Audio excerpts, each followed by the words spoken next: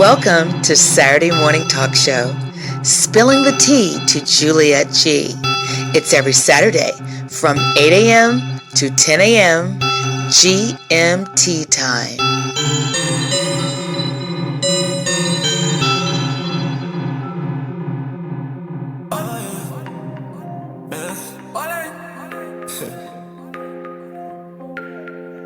My life in balance, balance, balance, balance, balance, balance, well.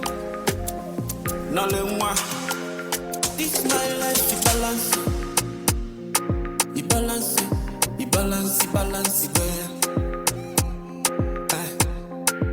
This my life in balance. I balance, I balance, I balance, well. Oh yeah, I'm Christ solid rock I stand. All the ground I sinking sand. That's why I balance it well. Oh yeah, I'm Christ solid rock I stand. All the ground I sinking sand. That's why I balance it well. Oh yeah, this my life, we balance. Everything fresh, everything nice, everything marama for my side. Cause I get Jesus Christ in my life, oh yo yo. Passing on a life with no balance. Save for Jesus to keep me steady. Ni men to me fending the Zulu, okay. They give me blessings on the telly, yo yo yo. Chukwa welu gonna do not do more. One day me and Nina has he go, I balance well. So I balance it well, oh yo. This my life, you balance it. You balance it, you balance it, balance it well. This my life, you balance it. You balance it, you balance it, balance it well. Oh yeah, I'm Christ the solid rock I stand. All the ground I sinking sand. That's why I balance it well. Rock I stand, all the ground I sinking sand. That's why I balance well. Oh yeah. Net at the time and channel life no balance. Oh my can I killing now it's my normalized. When you check you got fun life for balance. If you're standing on Christ, the solid rock, my guy, you gallant. If now only money you get, your life no balance. Obulum begin well on them see inside God hands. Now in short pass, better follow who no road like compass. You know, Chukuna well look on the name to more. One in eye of me funny yenina has go. I'm seated in the heavenlies, more balance go. I know some not just and one more balance go. You want to go balance. Baba, he balance it, he balance it well. One, you ought to go. This my life, he balance it, he balance it, he balance it well. Oh yeah, I'm Christ the solid rock I stand. All the ground I sinking sand. That's why I balance it well. Oh yeah, I'm Christ the solid rock I stand. All the ground I sinking sand. That's why I balance it well. That's why I balance it well. Hey.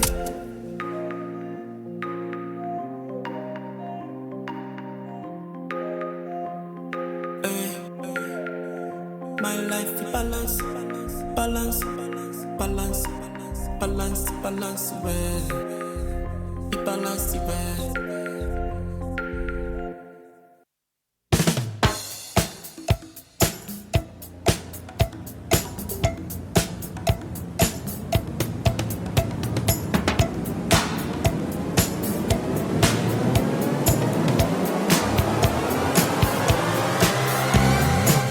Morning, morning, everyone. Rise and smile, everyone. Rise and smile. It's another Super Saturday weekend. The sun is out. People are smiling more. The smell of barbecues. Oh, my goodness. Just enjoy every day because you know what? No one knows what tomorrow holds. So make the most of your day and make it count. Let's start your way the right way, and thank you for choosing Supreme FM.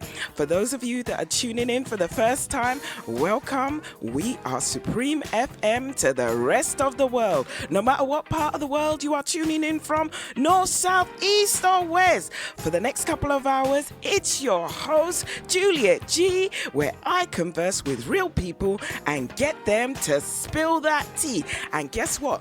It's a tea with a double E, and talk their truth. Before I proceed any further, I'd like to thank my guest last week, Sergeant Pascal Zagumba. He was the first Malawian in the Royal Air Force and the first military officer to receive a Black Award. That's BLAC award. He shared his personal experiences and passion of being in the Royal Air Force, and now he is heavily involved in the recruitment process. Plus, he's also involved with the Bright Light Awards ceremony. That's the Black Awards, which is being held on Saturday, the 28th of October, Black History Month. And I'm really looking forward to this because I've already got my garment. So I'm going to be dressificated. I like to dress up. Anyway, soon I'll be speaking to not one, but two of the cast members of Rush, a Jamaican Joyous Journey, which will be showing at Hackney Empire on Friday the 23rd of June. So if you haven't already got your tickets, go get them now. Plus, I'll be continuing my conversation with funeral director Maxine Edgar of Bronze Ash Funerals. So stay tuned. Let me come up for air. Yes, today is week 23 of the Coinage Cruise Savings Plan. There are 4 ways you can save. Forward, £23. That's what you're putting away today. And you should have a saving of £276 in your kitty. Or you can save backwards and put away £30, and you should have £943. Or you can save monthly and you can put away £114.83 for the month of June, making a total of £689.02. Or you can save weekly, putting away £26.50, making a total of £609.50. However you choose to save, the end result will still be the same. So by the 30th of December 2023, we should have a grand saving total of £1,378. As they say, a small drop makes a mighty ocean. Let's make a difference however you choose to save. And if you have fallen by the wayside, it doesn't matter. Carry on saving, because do you know what? By December, you'll be much better off. Don't forget to get your tickets for the Supreme FM's 20th anniversary party on Saturday, the 15th of July, which is being held at Bojangles in Chingford. Yes, tickets are selling fast. Do you know what? The 100 freebie tickets went in 25 minutes. Can you imagine that? 25 minutes, 100 tickets sold. They're freebie tickets though. Anyway, if you're thinking about going to this auspicious occasion, I hate to say it, if you don't get going, you could be left out in the cold. As they say, if you snooze, you lose. You know what? We are 6 months into the year. Halfway through the year. So next week, I'll be playing the voice notes of the 2 winners of last month's Young People's Monthly Giveaway. But if you know of any young people who are in primary school or secondary school who can write a short story or poem about anything of their choice, and they would like to win a £15 gift voucher and a certificate, and be in a chance to win a trophy plus a £50 voucher, plus a certificate in December, which is being sponsored by Martin Winter of James Shoe Care in Barkingside. Please voice note it to me with your full name and age, and it must not be longer than 3 minutes. You can text it to 07958674099, quoting Young Person Challenge. Or you can email it to me, quoting the same Young Person's Challenge, to STT2, that's the number 2, jg@gmail.com. All the latest information is on my social media. Now, if you're not sure, well, I'm not sure if you've heard this, but Lloyd's Bank Business and Channel 4 have joined forces to launch the Black in Business initiative. Now, what that is, it's an opportunity for Black-owned businesses. You heard me, Black-owned businesses to win their own TV commercial on Channel 4. They are looking for not 1, not 2, not 3, but 5 ambitious Black-owned businesses who are ready to shine. The winners will receive £100,000 of TV advertising time on Channel 4, your own TV commercial, 6 months of tailored business expertise, and the closing date to apply is the 26th of June. And winners will be announced in the best month of the year. And guess what that is? September! Yes, my birthday month. All great things happen in September. So if you know a Black-owned business, please pass the details on to them. They have nothing to lose and everything to gain. And representation is so important. Remember, you don't get opportunities like this every day. Okay? And on that note, you know what I like to do. I am going to bring on my big sister son, who is going to lead you all in prayer.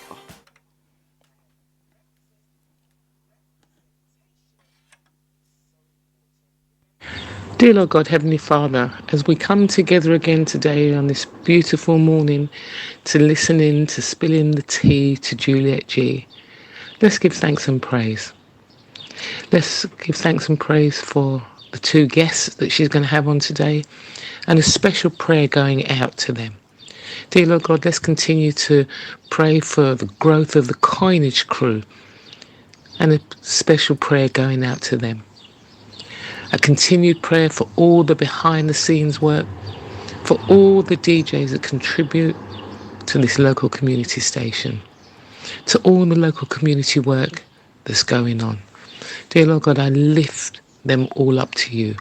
I lift Juliet G up to you, again for the community work that she does, for the conversations that she has with her guests, for the knowledge that she's able to share with us as her listeners.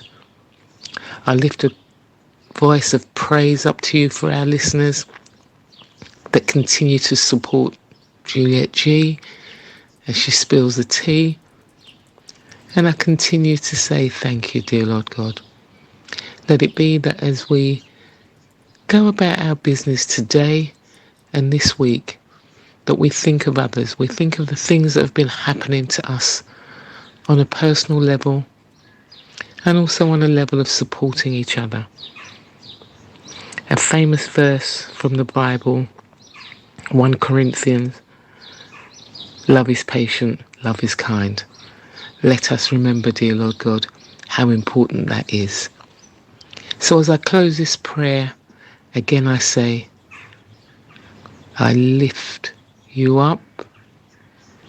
I lift this prayer up. I lift Juliet G. I lift her guests, and I lift her listeners up to you. In Jesus' name, as I say this prayer, amen.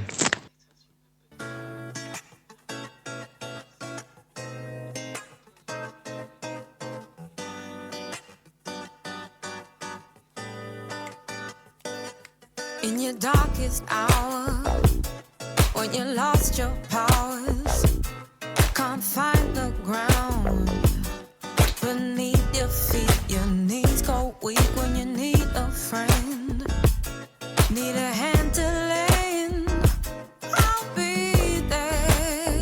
You don't need to pretend with me. It's alright, alright. Do they know me when you're down? Share the way and make it ours to shine your light. There's enough to go around, so raise up into your power. Wherever you'll be, depend on me. In your darkest hour, wherever you'll be, depend on me.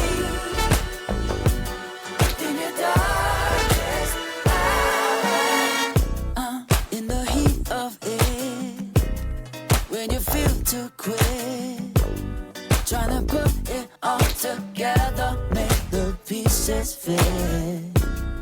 I'll be at your side, always down to ride, 'cause there's thunder in our numbers, so let's multiply. It's alright, to lean on me when you're doubting, share the way and make it ours to shine your light.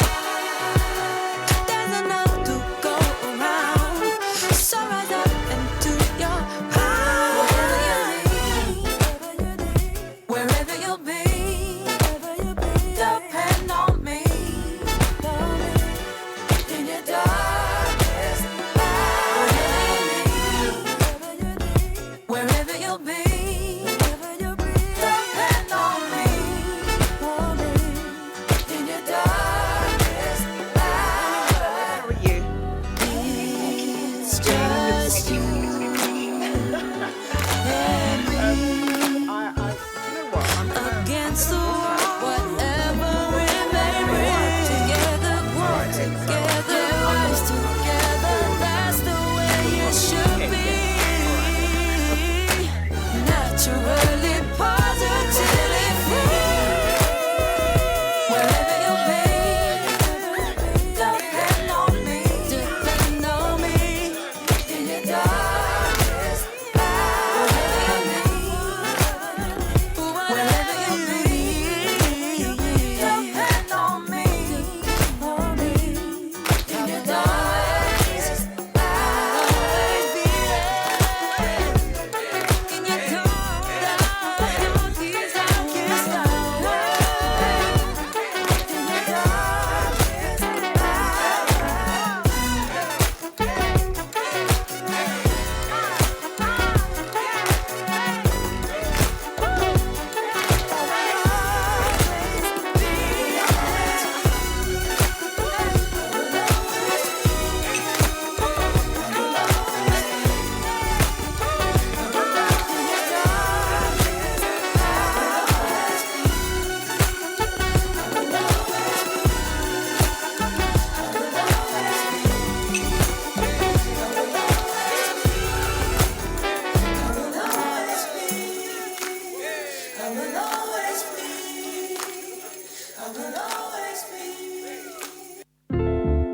Hey there, girl.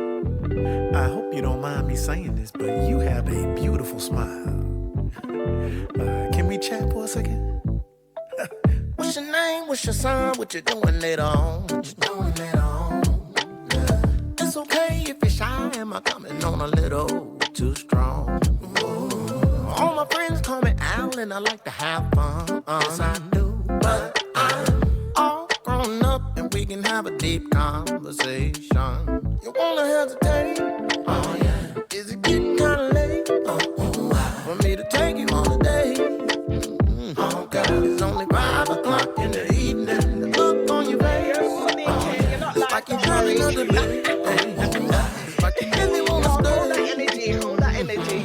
But you think you should be leaving. So I ask, where you gotta go? In about 2 minutes from now. What you need to know? Maybe you should hang with me. Maybe you should hang with me for a while. Where you gotta go? Please don't tell me no. Come on. Maybe you should hang with me, girl. Maybe you should hang with me for a while. I'm a chill kind of guy. We ain't gotta have a drink. No. See, I was born with this smile, and I don't mind saying what I think. I believe in respect. Yes, I do. I won't be leaving the check. Not with you. See, I don't mind where we're down if I get a little time in exchange. But you wanna hesitate? Oh yeah. Is it getting kinda late? For me to take you on a date? Oh God, it's only 5 o'clock in the evening. The look on your face, it's like you're having a debate. You really wanna stay? Please stay. But you think you should be leaving. So I ask, where you gotta go? What you need to know? Maybe you should hang with me. Maybe you should hang with me for a while. Where you gotta go? Please don't tell me no. Come on. Maybe you should hang with me. Maybe you should hang with me for a while. Don't let this moment pass us by. 'Cause we may never get this chance again. Don't waste this moment asking why. Maybe you should give us a try tonight. Where you gotta go, girl? Where you gotta go? What you need to know, girl? Come on. Maybe you should hang. Maybe you should hang. Maybe you should hang with me for a while. Where you gotta go? Please don't tell me no. Please don't tell me no. See, all you gotta do is come on. Maybe you should hang. Maybe you should hang. Maybe you should hang with me for a while. Tell me where you gotta go. Where you gotta go? What you need to know? I'm thinking maybe you should hang. I'm thinking maybe you should hang with me for a while. Where you gotta go? Oh, come on. Please don't tell me no. Oh, come on. Maybe you should hang.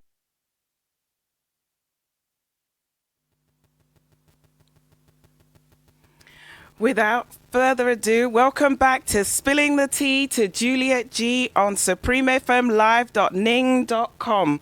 Without further ado, I'm going to bring on my guests, Mr. Ken McLean and Miss Janice. Janice, both cast from Rush. Let me see. Joyous Jamaican Journey. Yes, Joyous Jamaican Journey. Good morning. It's a bit of a mouthful first thing in the morning, isn't it? How are you both? Welcome, Ken, to Spilling the Tea. How are you this morning?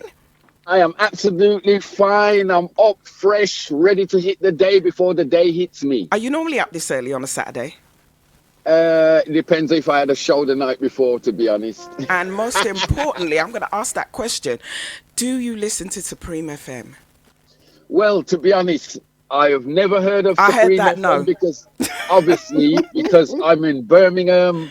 Don't make excuses. We you, don't make excuses now. But now We that- got people obviously, from now that America listening. Now that I've found you, I hear a song coming on now that I found you. There you go. Yeah, now that I've found you, obviously I will be an avid listener from now on. Hey, and Janice, welcome to Spilling the Tea. How are you this morning? I'm very good, thank Do you. you know what? Thank You for lot the got my invite. glasses all steamed up. How are you? I am good, thank you. I'm And are very you well. normally up this early on a Saturday? Yes, my husband gets up a lot earlier than me, so then eventually I wake up and he brings Oh, so me a he lovely kicks cup you of out of tea. bed, really? He disturbs your sleep, man. No, he just brings me a cup of tea. Oh, you see that he's disturbing your sleep. About a cup of tea.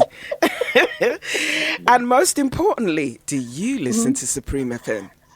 I'm going to hang my head in shame because no, I'm afraid I I don't. hear another But, song coming. I'm gonna hang my head in shame. but I will from now on because I've been loving listening to the program so far this morning. So Oh, yes, thank you. you've gained another listener. Gain two. I got two for the price of one here. So first of all, Ken, just tell me a little bit about yourself. So, my name is Ken McLean. I am the DJ in the show and also backing vocals. Okay. With Janice, we are two of the original cast members from back in the day, from 2016, and we're still here today. Outside of this, I've been in music for many years now, touring with bands. My biggest accomplishment is touring with Steel Pulse. A lot of viewers would probably know Steel Pulse. They're from the same neighborhood that I'm from. And I've toured with them in Europe, in South Ken, America. I'm gonna hang my head in shame. Who are they? You don't know Steel Pulse, so you're going to have to Google them. They're one of the biggest reggae bands on the planet. Oh, They now are that Grammy, you they said are reggae, Grammy that's winners. it. You've lost me. They're Grammy winners. Okay, I'll have to All Google right. them. So I've been with the band a long time now and loving every minute of it still from the day I started to right up to today. And you, Janice? Tell us a Me? little bit about you, yeah. Oh, well, I'm with the show. I'm one of the lead singers with the show. I'm not quite sure what else to say, but I've been enjoying working with the cast. We've got a cast of about, I think there's 13 of us, 14 of us, formed, and that's it really. Ken, tell us a little bit about the play. What's the play about? Right. So the play is about the Windrush situation, the Windrush story. So a lot of us in the band, we're from parents that came over to the UK back in the 50s, the 60s. Mm-hmm. So in a nutshell, the show tells the story of their journey from when they left Jamaica, or not necessarily Jamaica, the Caribbean, and came to England, and their experiences once they got here. And we do that through narration, which we've got the great John Simmet as our narrator. Mm-hmm. And also we do it through music as well. So we tell the story through narration and music. Okay. It's over 2 hours extravaganza. Oh, and Janice, have you ever forgotten your lines and you've just had to improvise? Yes. What, when you were singing? I'm not going to lie, I have.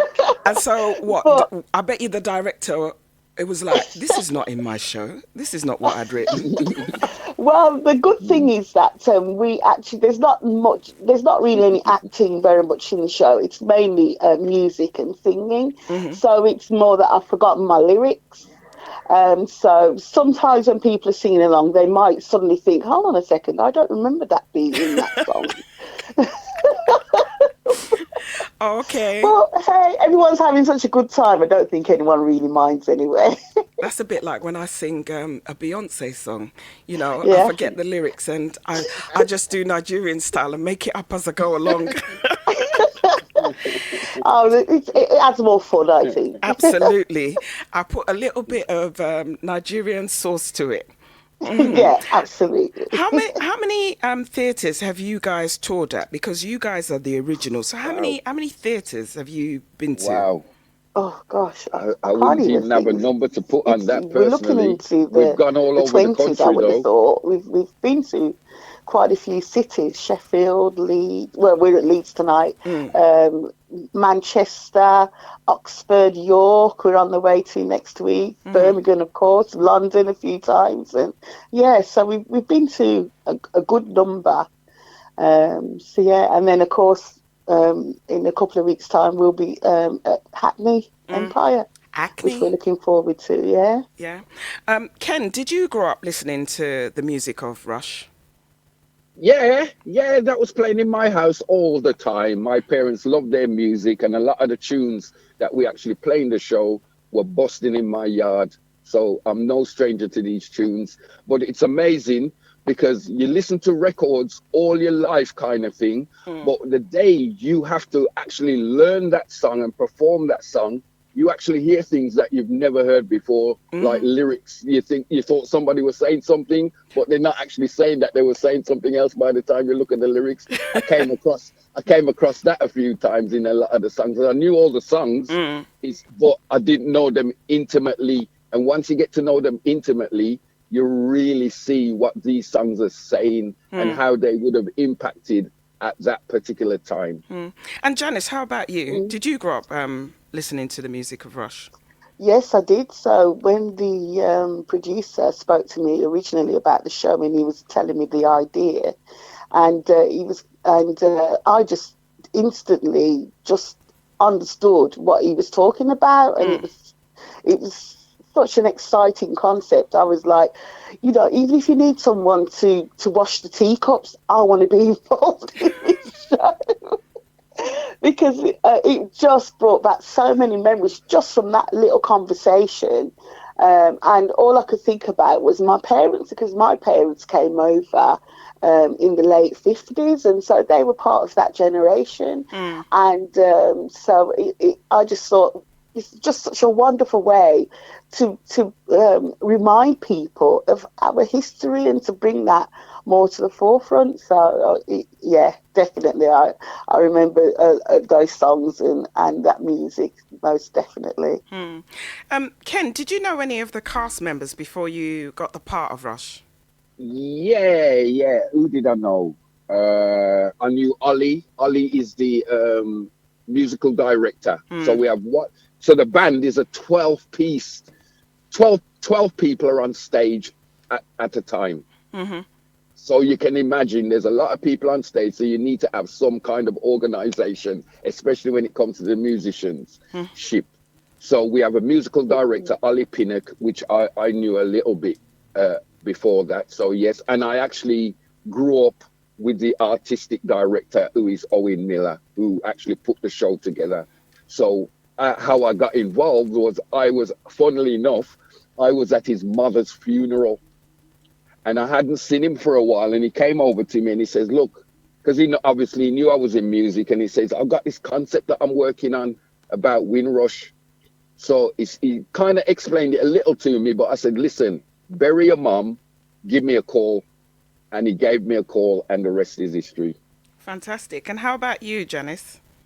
Yeah, I knew a few of the people, one or two, and over the years, as Ken has said, we've been travelling, we've been working together for a few years, so we've had a few changes as well. So along the way, I've met quite a few new people as well, and it's just been amazing. I mean, the musicianship in the show is just outstanding. So, I managed to get to know more people as well, and it's been quite a privilege actually to work with the cast that we're working with. And Ken, yes, I am gonna ask you when you met the playwright for the show, who's you said is your friend, were you able to have an input? Yes, because even now, up to now. So you change up things? We change up things. Everything is not set in stone. Things move all the time because it's a progression.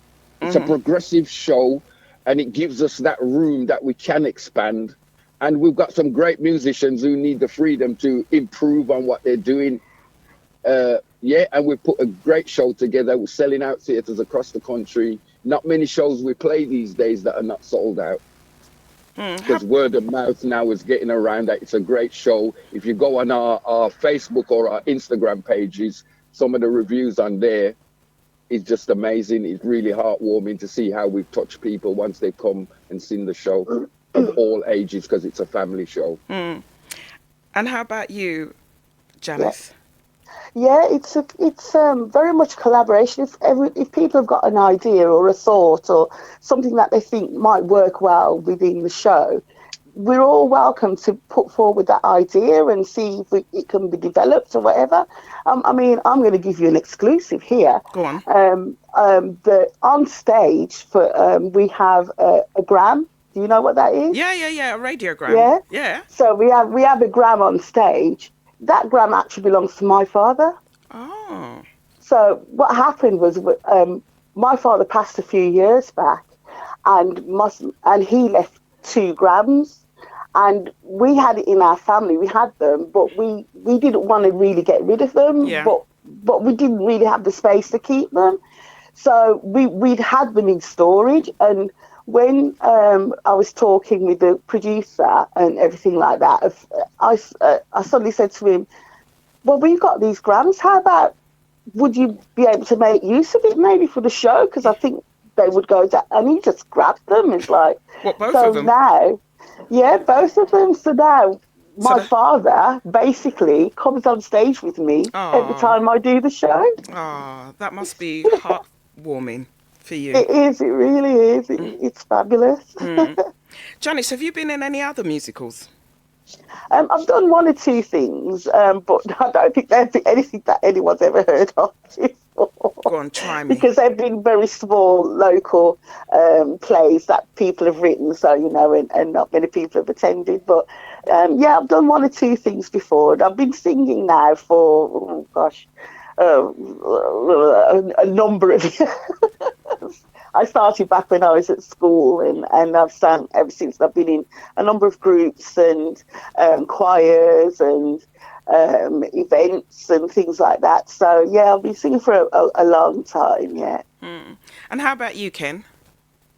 No, I've never been in a musical. I've been in bands, okay, but nothing like what I'm in now, nothing like that. No, just straightforward bands, playing music, that's it.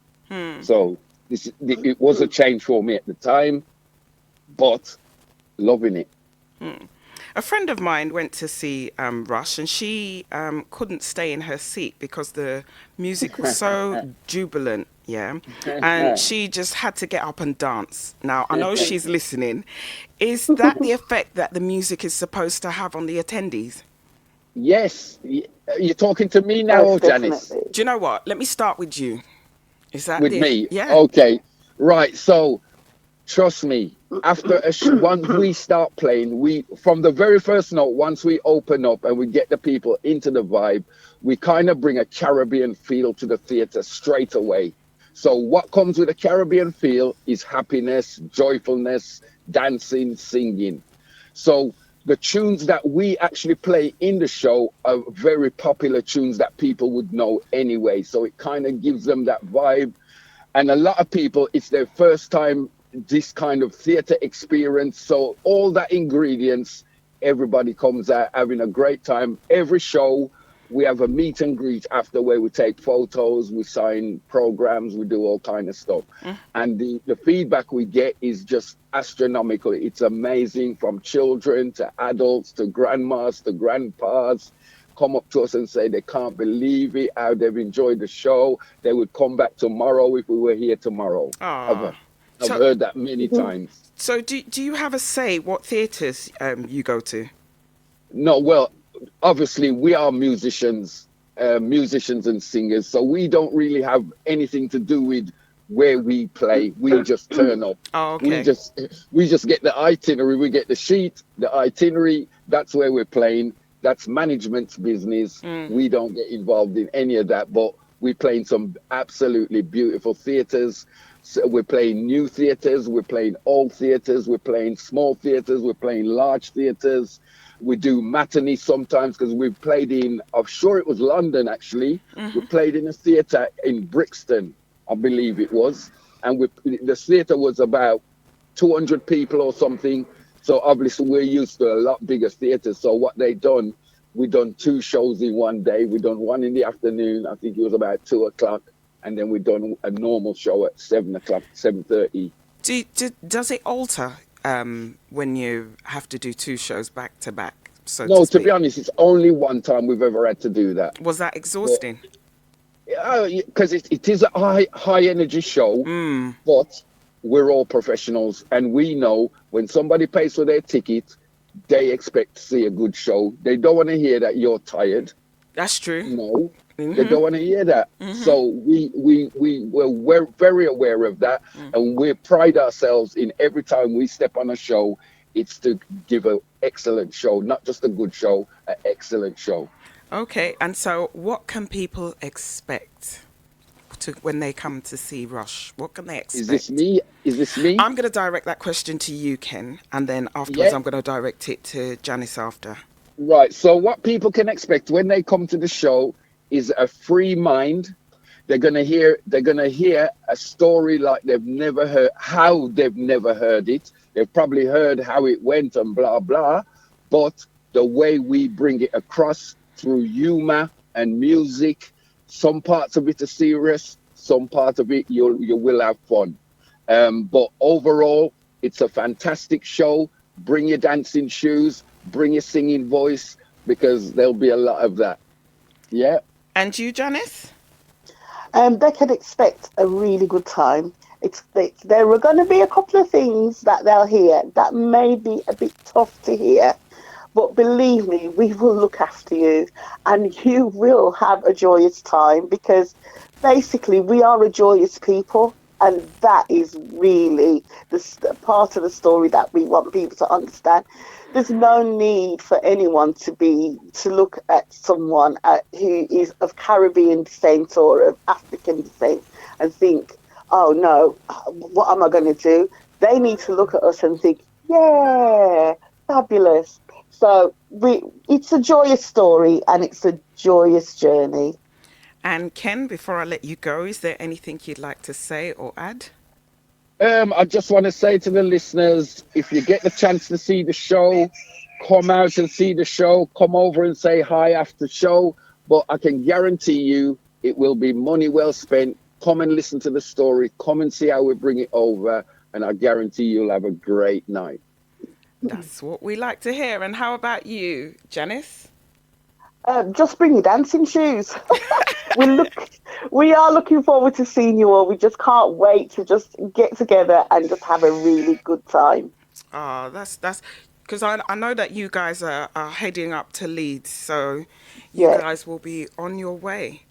So how long will you be up at Leeds for?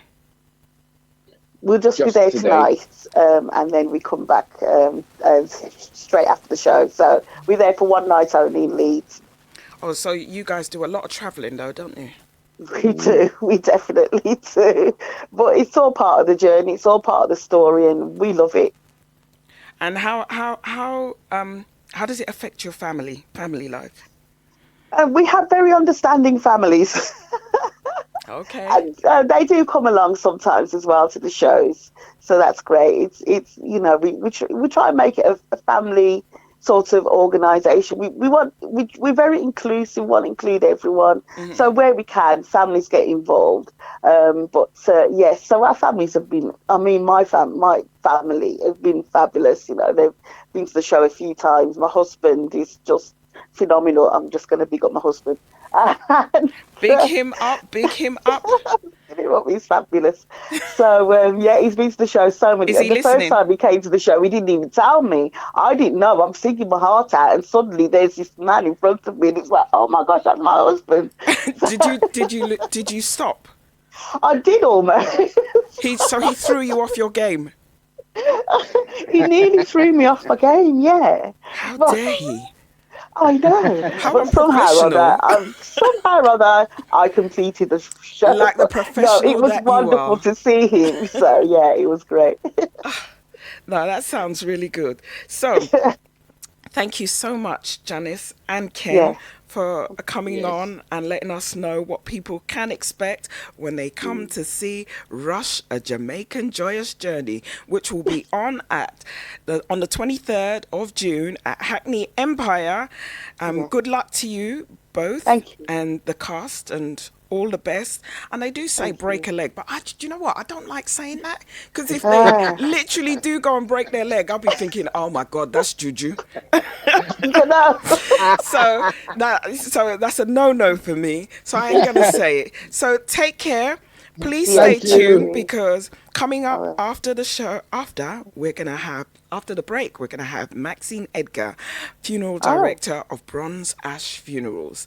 So take care to both of you, and I thank hope you. that you Okay. will come back at a later date on Yeah, to Okay. spill that tea to Juliet G. thank you, Bye. Juliet.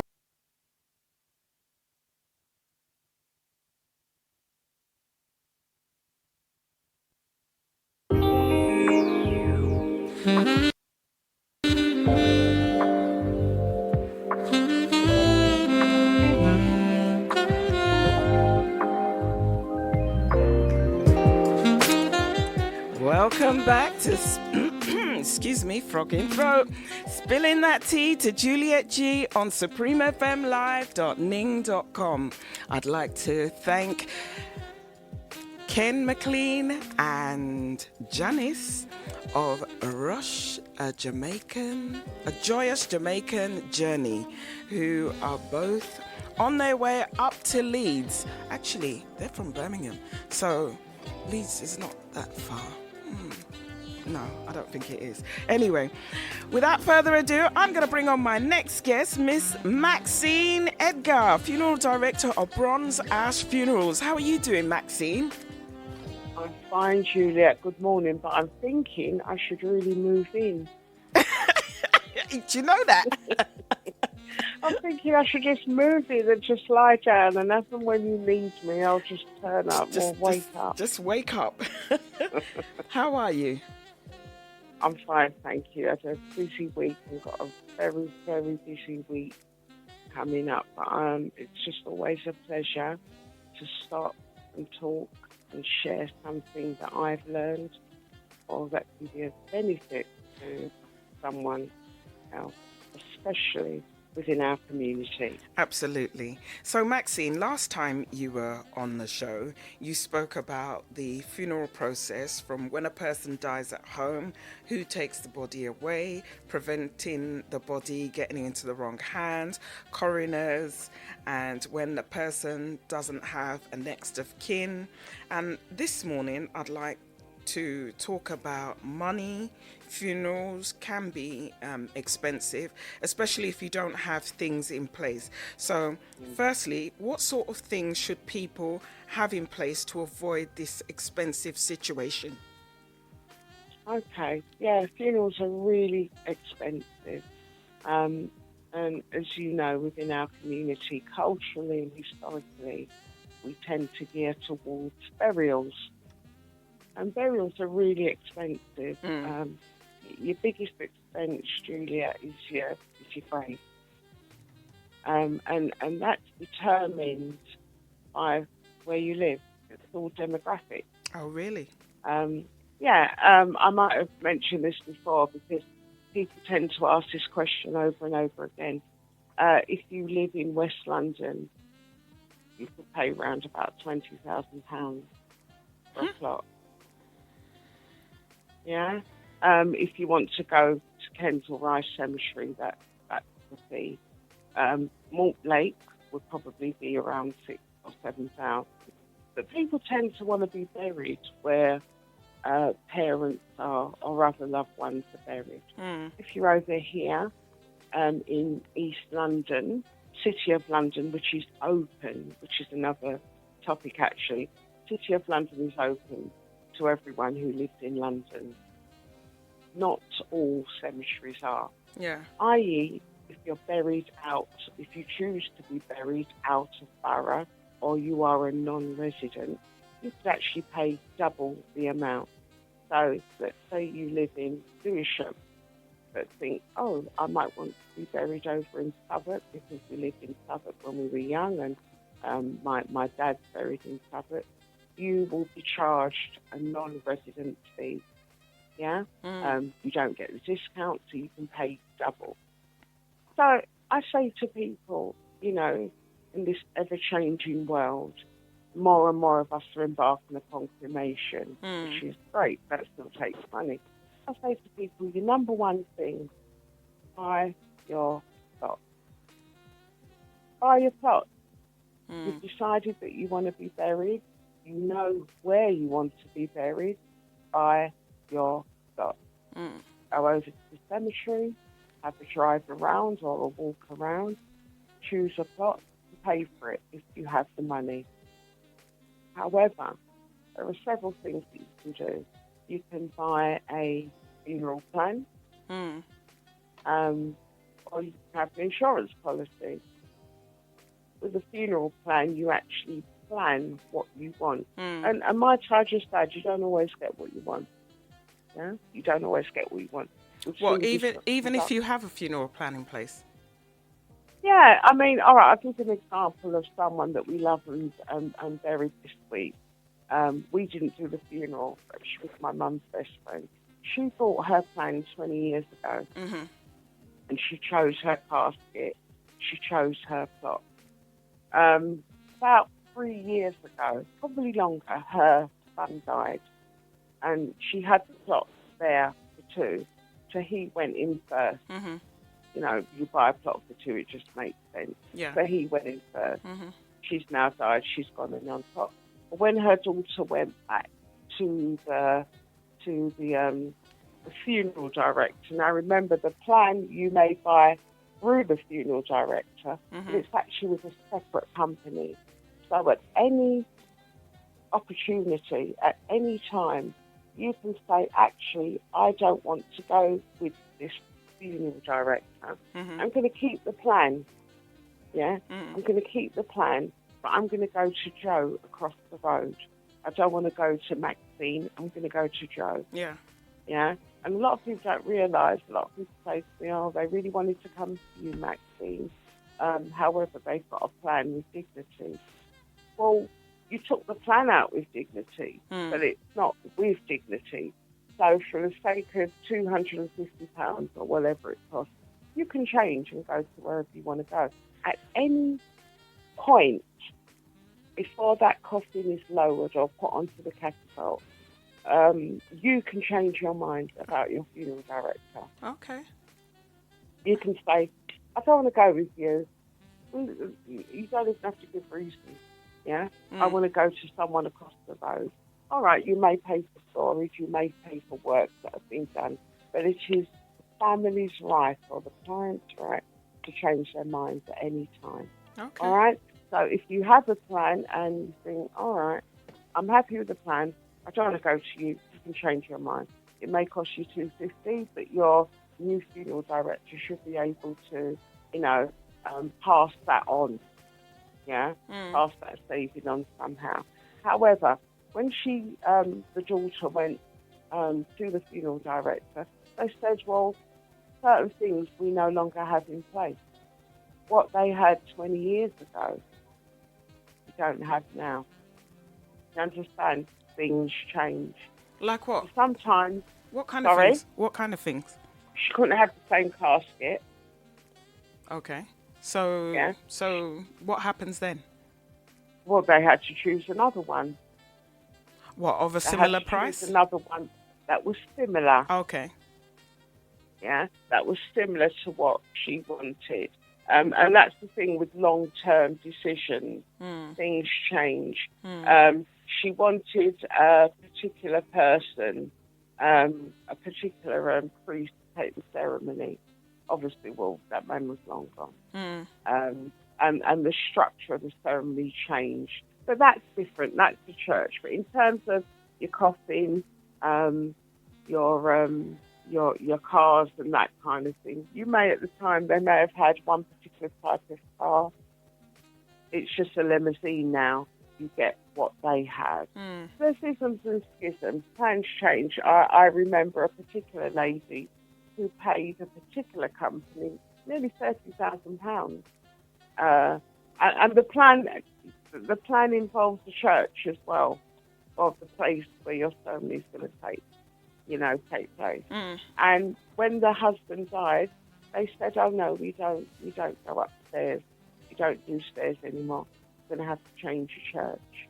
Oh wow! Yeah, and that actually wasn't too long before. That was like 5 years before. Yeah, the plans change. Is that to do with health and safety? it could have been health and safety, but we go up the stairs and other people go up the stairs. But you see, it's not an equal, it's not a level playing field, the funeral world. Yeah. And there are many things that carry on in offices and decisions that are made that are very unfair. And it depends on who the manager is or what's happening at the time. Yeah. But yes, and it was funny actually going back to my friend this week, because when she said, "Oh, you know, we don't do that coffin, we've got another one," the funeral arranger said, "Oh, well, you can't take metal coffins over to that cemetery." So she said, "Oh, well, when did that change?" She said, "Oh, no, you've never been able to take metal coffins over there." She said, "Well, if my mum's bought a plan to go to such and such a cemetery, why wasn't it brought up then? Why was it agreed?" And then she came to me and she said, "Mummy, they said that we can't take Mummy's coffin over." I said, "Oh, yes, you can. Oh, yes, you can.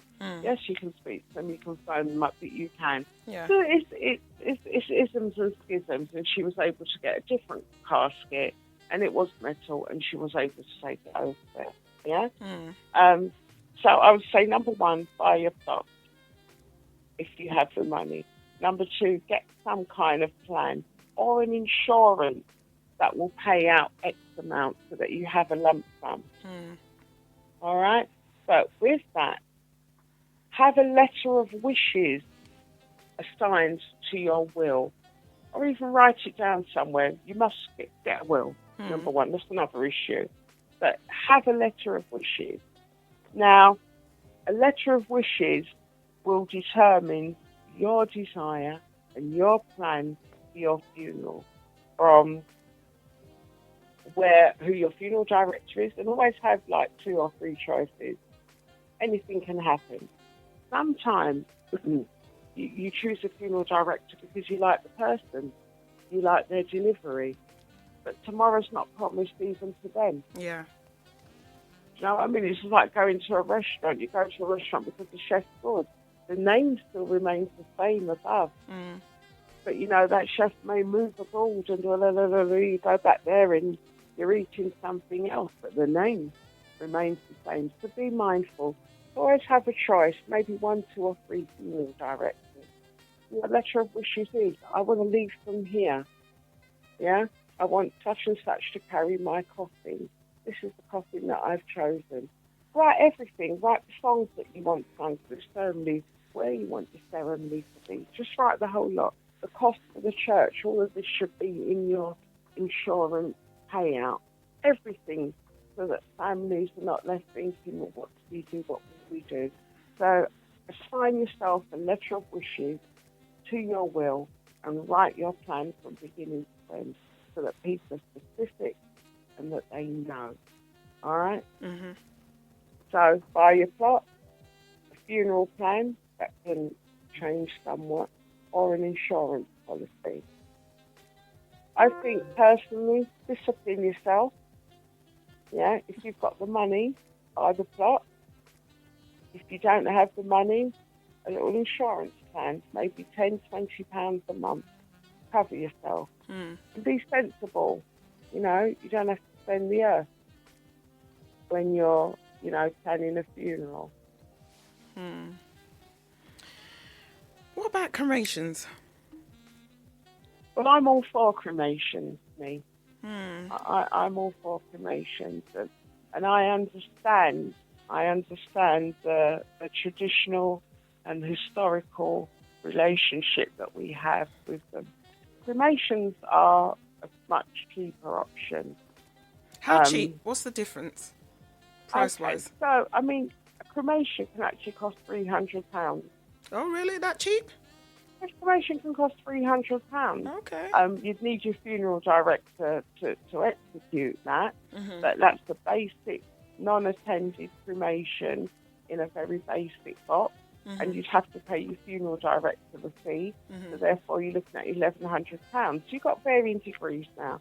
You've got these ads for on TV for like pure cremation, and it's basically pure cremation, and it bills. So your basic cremation is, number one, the person dies, the body's collected and taken away, taken to the crematorium and cremated. End of. That's the person's wishes. No attendees, no ceremony, no church, no bangarang, no nothing. Maybe a niner, I don't know what people do. All right? The second stage is you can have an attended cremation, but you just watch. You just watch the ceremony. No songs are sung. It's probably 10 minutes or whatever, but people can gather.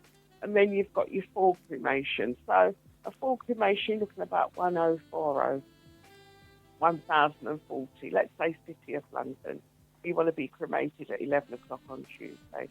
That will cost you £1,040, all right? Mm-hmm. However, with that, you will need decent coffins. Well, it's what you want. It's what you want. I mean, a coffin can range from £50 to whatever, 30,000, well, not £30,000 coffin for cremation. But you're generally speaking £500-600 for cremation coffin, yeah? You have your minister or your priest, that's another £250. What will happen is when you die, you have a Crem 1 form, which is the paperwork for your cremation. It's notice of cremation, all right? Fill out all your details. But you also need a medical letter from the doctor that signed off the person dead. And this was introduced because, Harold Shipman, Dr. Harold Shipman was killing his patient. And he had complete authority. If he said they were dead, they were dead, signed them off. So what we had two doctors. We had the one that said they're dead and another one, that would sign off the medical letter. That would be £82 each. But when COVID came, they were short-staffed and they didn't have the doctors. We've gone back to one Creme Form 4 now. So that will cost you £82. However, if you've died in suspicious or questionable circumstances, body will go to the coroner and there will be no Creme Form 4, so there's no £82 fee. If you're looking at a run-of-the-mill cremation service with a couple of cars, flowers, coffin, order of service, your ceremony, your minister, you're looking around at a nice service for half an hour, 40 minutes. You're looking around about £4,500. Okay. Yeah, but it can be cheaper.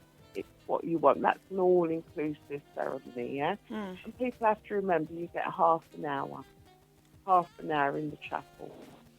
That's it? Yeah, you get half an hour. Some will give you 40 minutes. How many another minutes? Thing that people... Sorry? How many minutes?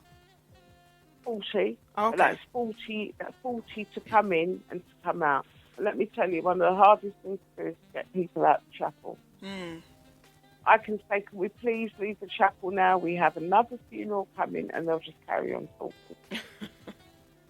But what I do say to people, and this is an option, quite often people come to me and say, we want a cremation, we want to sing 3 hymns, or we want whatever. And I say to them, well, why don't you just have a church service first? And they say, is it an option? Well, I said, it's your money. Yeah. It's your money. It's your time, So you go into the church first, you have your ceremony, an hour and a half, then we drive up, then we go to the crematorium, have your cremation, do the interment, commit the body. You don't need to do the whole thing for the whole 40 or half an hour again. Just do your thing and then you go. How much is that roughly? Well, you go into a church, you just pay the church fee. It's just a church fee on top. Some funeral directors will charge to take the body into a church a couple of £100. But the reality is $250 for a church. You may need an organist, an extra £130, but you have your church service. And culturally, this is what we've started to do. We did an absolutely beautiful ceremony on Monday, because a family came to me and they said, she was young, 58, died very quickly. Husband, wonderful man, 2 amazing sons.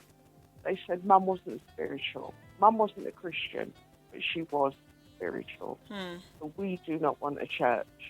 Fair enough. Fair enough. You don't want a church because we think we have to always go into a church. And one of the reasons I became a celebrant was because the monopoly that church has on funerals and the erroneous doctrines that were forever being, you know, the person's in heaven, the person's this, the person's that. We don't know nothing. Yeah. We don't know nothing. You know, and I'm a minister. Yeah, I'm a born again Christian. I'm a minister. I'm not negating the gospel. I'm just talking facts. It is not my place to be saying, you know, Sister Susie's gone to heaven with her brother who's with her. That's not my place. Let God be the judge. Let God decide. However, what I can do is I can minister to the people that are there, and we can have a wonderful service. You understand? Because I have an obligation to speak truth. Some truth you have to keep to yourself. You understand? So I said to the family, that's excellent. This is what we can do. And we set up the ceremony in the hotel. The horses arrived at the hotel. It was set up theatre style, absolutely beautiful, just like you would walk into a church, American style, flowers and everything at the front. And then we took the ceremony in, prayer, because they did want a prayer, songs. It was an amazing ceremony. It was 2 hours. And what they actually did, and this is what people have to know, it's your funeral. Do what you want. Do what you want. It's your funeral. Do not let any establishment dictate to you how your funeral, you live your life for X amount of years and die. And then someone wants to dictate to you what roads you must go down, what way your car must drive, what coffin you must have, where you have to have your ceremony. No, plan your funeral. This was an amazing funeral. And what the family did was the sons interviewed their mum probably 6 to 7 weeks before she died. You wouldn't have known just watching her the way, you know, the interview went. And she gave the A to Z of her wonderful life from, you know, her parents, growing up with her parents, her brothers. Maxine? Yeah. Do you know what?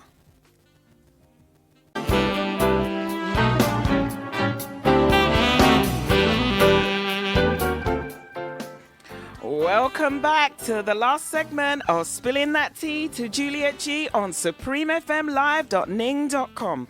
I'm in conversation with Maxine Edgar, Funeral Director of Bronze Ash Funerals. Maxine, you know the drill. This is the last segment of the show, so we don't have much time left before the show ends. And as we was talking during the break, I said that, what did I say? We were talking about the lady that went into the hotel. No. I said during the break. That was before the break. During the break, I said that coming back, this now has become a way of life. This is something that is becoming us. Yeah. Your actual term was death. Becomes us. Yeah, death becomes us. And it seems that every day that goes by that we all know someone that is passing, that is transitioned to the other side. And it is a very, very traumatic time for many, because sometimes we're not expecting it. And, you know, death is something that you don't expect. I mean, we know it's going to happen because it's the inevitable, but it's when it happens. So I think what better thing to be talking about, because, you know, if we talk about it enough, like you have time to prepare for birth, we should have time to prepare for death. You know, rather than being sick and having to prepare for it, we can start preparing and make those preparations now. I mean, I am seriously thinking of doing my preparations, because I've only got one child and I don't want all that onus to be on him. You know, he's No. got enough to grieve about, and having to worry about, oh, what did my mum like? Oh, my mum liked this, and I think she liked that, and blah, Exactly. blah, blah, blah, and what her favourite colour is, you know, and, you know, all those kind of things. I don't want him to have to stress about that. So, you know, Right. as they say, whether you have one child or 10 children, it really doesn't matter, because it will affect them all in different ways. And that Yeah. sometimes can be when the squabbling starts. And so I think that Maxine, you know, I've got a million and one questions, and I don't Yep. even think that today we're going to be able to do it justice. So I think that you're going to have to become a resident person, and I'm going to have to be having you on, you know, even if it's just for an hour, you know, an hour, Yeah. 2 hours, because this is things that we need to talk about. And even if we have to keep on reiterating it, have I said that Yeah. word properly? You know the problem, are you absolutely right? Because, as you say, death is inevitable. But death, I'm seeing it. I've seen it, and I know it. It makes or it breaks families. I know. And it breaks families more. And it breaks families more because, let's talk about parents, a mother or a father dying. Mm. If there's no preparation, it breaks us. Mm. Because we are displaced, during the break we were talking about, you know, parents going back to Africa, Caribbean, how it affects us, how this has never really been home. These are some of the issues, these are some of the feelings buried alive, these are some of the problems that our parents have carried through life. They've never really been at home. They've been happy, they've got on, they've achieved much, many have achieved much, yeah? But the reality is we are displaced people, and I'm seeing more and more culturally the underlying problems that we have because of this, and how when a matriarch or a patriarch dies, these problems come to the fore. And life is never the same again. The arguments, the feelings, the accusations, you know, and we really, really, really, really need to do better for the next generation. Because it really is quite sad. Really quite sad. So preparation is most definitely the key. Something that we try to avoid is the one kind of deciding factor that will change the course of our life. You know, we don't want to talk about it. We don't want to think about our mothers or our fathers or our loved ones dying. Who does? But as you've said, Juliet, the inevitable is going to happen. But when it does happen, it's like a melting pot. It's like an explosion, and people reveal themselves. Secrets come out. It's almost as though you're at the top of the list. There are no boundaries now. Mum's gone, dad's gone. Let me just do what I have to do, say what I have to do. Let me just be the person that I wanted to be. We need to plan, and we need to do things properly. Right, Maxine. On that note, you were saying before the break. Oh, the funeral. Yes. Yeah. So this particular what they did was, and all of this as well. The son interviewed his mother. Probably 2 months before she died. Wonderful, graceful interview. That was her eulogy. Yeah, that was her eulogy. And we sat there for 1 hour and watched you. You would never think at a funeral you would turn off the lights in a hotel with a massive screen and sit and watch. It was like watching a film. It was a biographical account of her life, chronological order. Absolutely amazing. How old was and she? then after the ceremony, how old was she? She was 58. Oh, the lady was 58. Yeah. Oh, wow. She was 58 and just spoke about her life from buying her first flat. She spoke buying her first flat, and it had to be brought in her brother's name. And her son said to Mum, why did you have to buy it in Uncle what's name? He said, oh, because I didn't earn enough money, and we had to falsify the paperwork. Hilarious. Just the journey of life. Mm-hmm. Yeah. And so after the ceremony, prayers and clothes and whatever, we left and went to the cemetery, City of London, where it was a wonderful day. And then they returned back to the hotel, and there was a banquet set. Oh. So it was all under one roof. Yeah. And people said, oh, you're driving here, you're driving there, but you stayed on the church. It represented who she was. Yeah. She wasn't a church person. Yeah. They said she was spiritual. But, you've got to drop the word in there somehow, and we dropped the words. So, irrespective of what. And it was amazing, and people lamented. So I'm just saying to people, choice. We have choices. Yeah. Ask. Yeah. Some funeral directors will assist you, some won't. Yeah. Yeah. Yeah, you just got me thinking, that's all. Yeah. I mean, the thing is, no one's getting married anymore. Do you know what? Don't even get me started. Don't even get me started. There are people getting married. I have become a celebrant to be able to officiate, because I love people getting married. I cannot wait to do my first. Oh, you should. What I'll do is, yeah. What I'll do is because quite often I'm asked if I do weddings, because I do the funerals and that.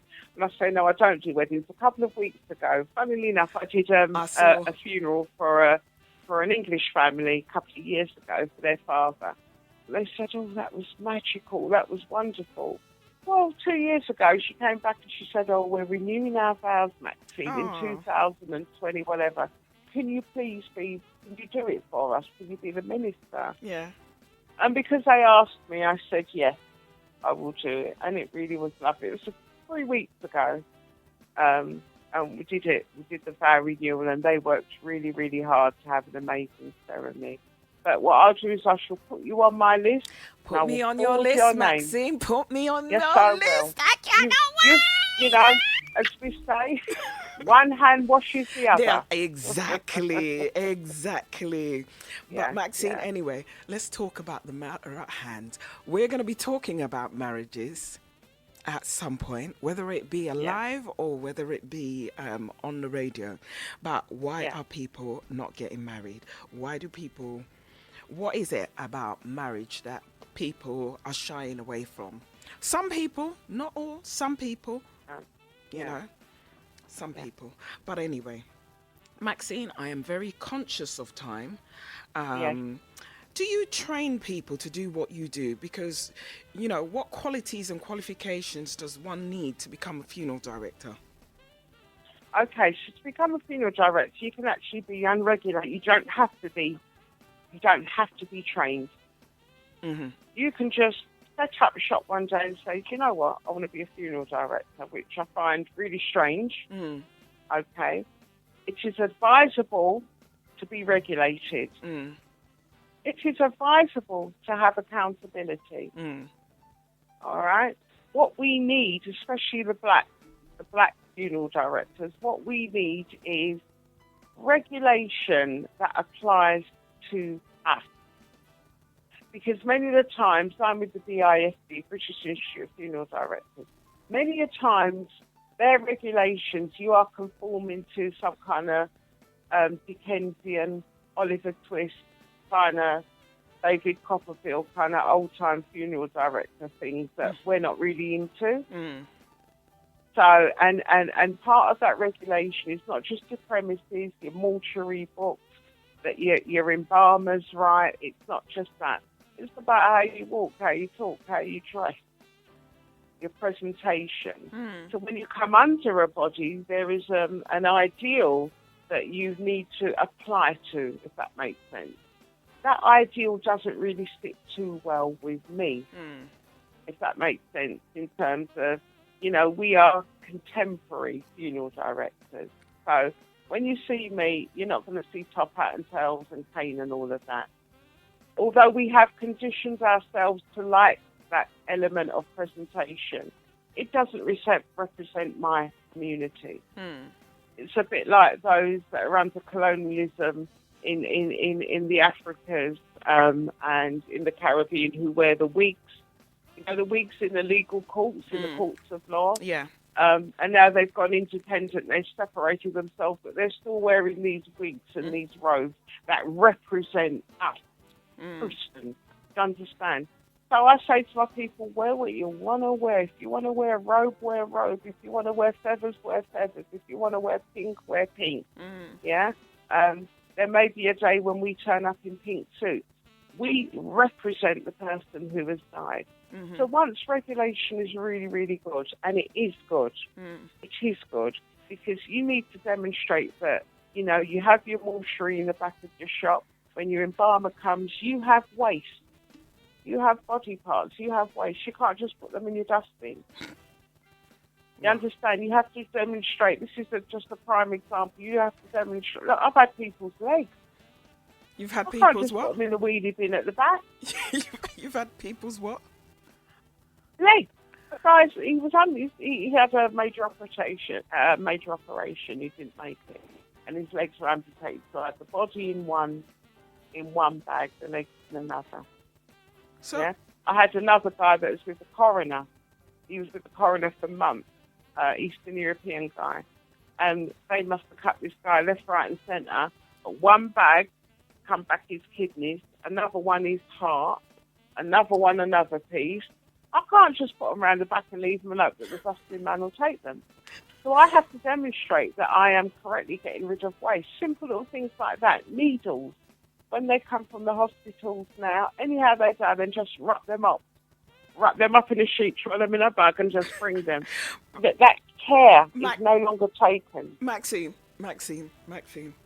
I'm laughing. I've gone off on a tangent. No, do you know what? Yeah, that's why I said that you need to, because this is just not something that we hear. This is not something that people actually understand. I mean, people will actually say, I mean, you actually enjoy your job, because if you didn't enjoy it, you wouldn't be doing it. Too much. I need to get a life.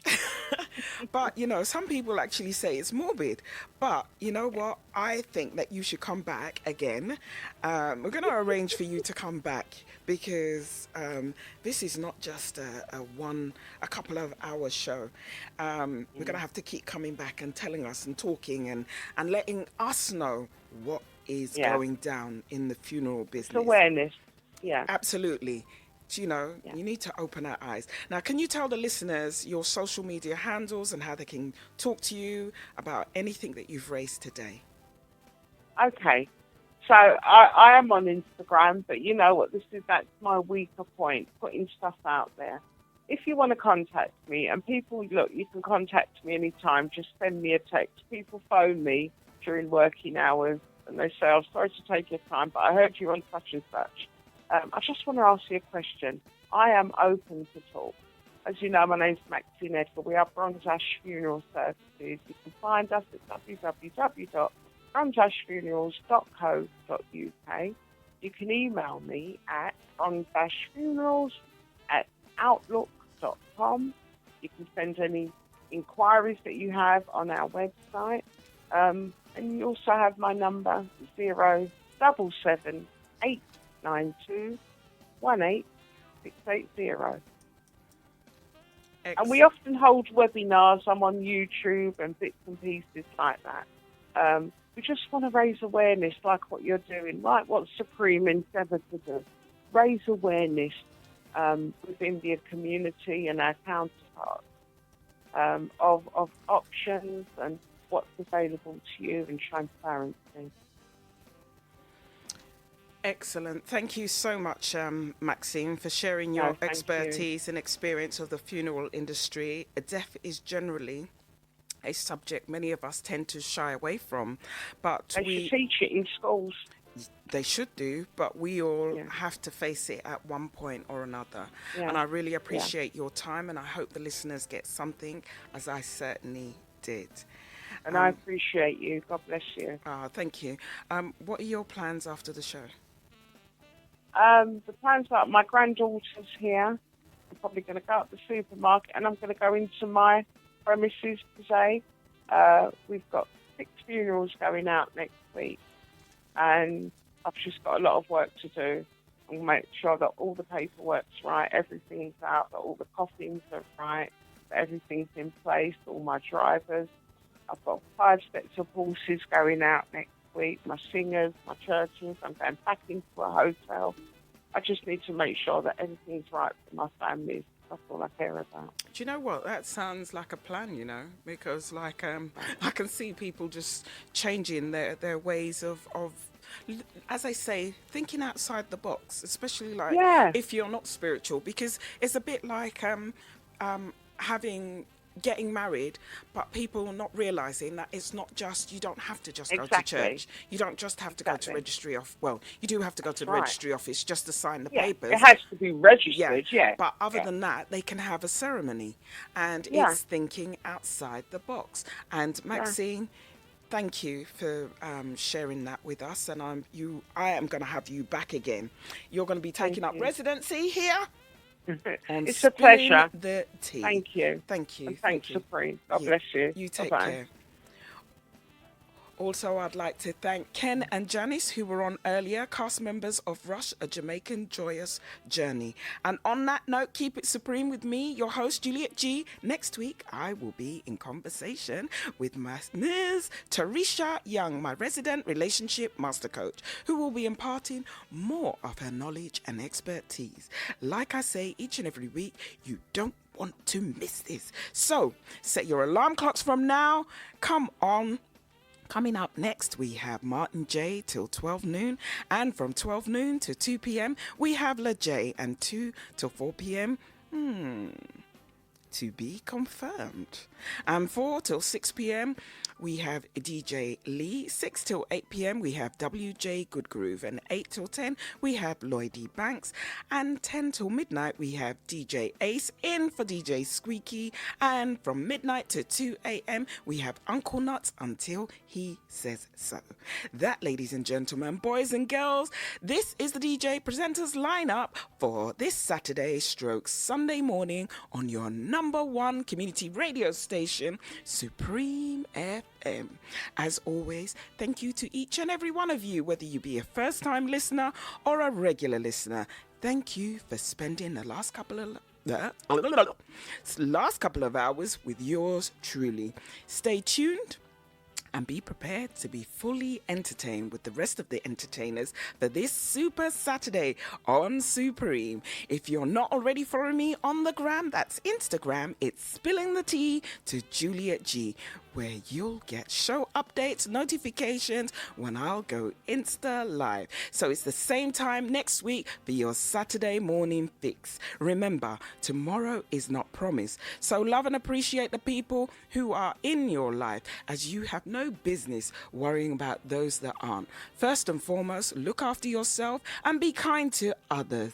It takes a village. Let's build our village and be kind to one another. Life has no rewind button.